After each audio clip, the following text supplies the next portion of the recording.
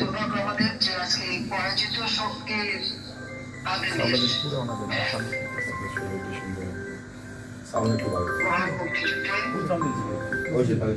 জাতির পিতা বঙ্গবন্ধু শেখ মুজিবুর রহমানের নেতৃত্বে বিজয় আমরা এনেছিলাম।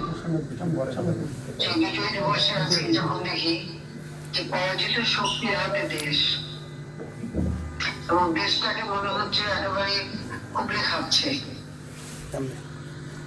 এমন একটা সময় বিজয় দিবসে বিজয়ের যে আনন্দ উৎসব অতীতে ছিল, এবার কিন্তু তার কিছুই দেখা যায় না। মানুষ খুশি হতো, লাল সবুজ দিয়ে ঢেকে যেত বাংলাদেশ। গাড়িতে, রিক্সায়, বাসে, লঞ্চে সব জায়গায় বিজয়ের পতাকা উঠতো। মানুষের মাঝে সেই যে মানে উদ্যমটা ছিল, উৎসবটা ছিল, সেটা আর নাই। ঘরে ঘরে হাহাকার, মৃত্যু ভয়, লাশ ভেসে বেড়ায় নদী, পুকুর, খালে।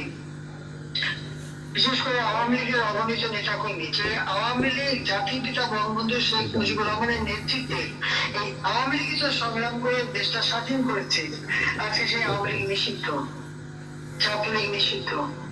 আওয়ামী লীগের স্মৃতিসৌধে যাওয়ার অধিকার নাই।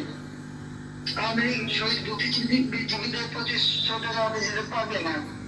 কি দুর্ভাগ্য দেশে এইভাবে সবকিছু পাল্টে গেল। এই জায়গাতে উত্তর ঘটাতে হবে। স্বাধীনতার সুফল জাতির পিতা চেয়েছেন মানুষের ঘরে ঘরে পৌঁছে দিতে।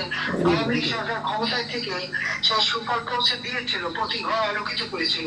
পশ্চিম মানুষের কর্মসংস্থান, খাদ্য নিরাপত্তা, নিরাপদ পানি, নিরাপদ স্যানিটেশন ব্যবস্থা, শিক্ষার ব্যবস্থা, স্বাস্থ্য সেবা মানুষের দুর্গে পৌঁছে দেওয়া, প্রত্যেক ছেলে মেয়ের শিক্ষা পরিবেশ তৈরি করা, আধুনিক বিজ্ঞান সম্মত প্রযুক্তি শিক্ষা ব্যবস্থা আমরা করেছিলাম। শিক্ষা নীতিমালা আমরা গ্রহণ করেছিলাম।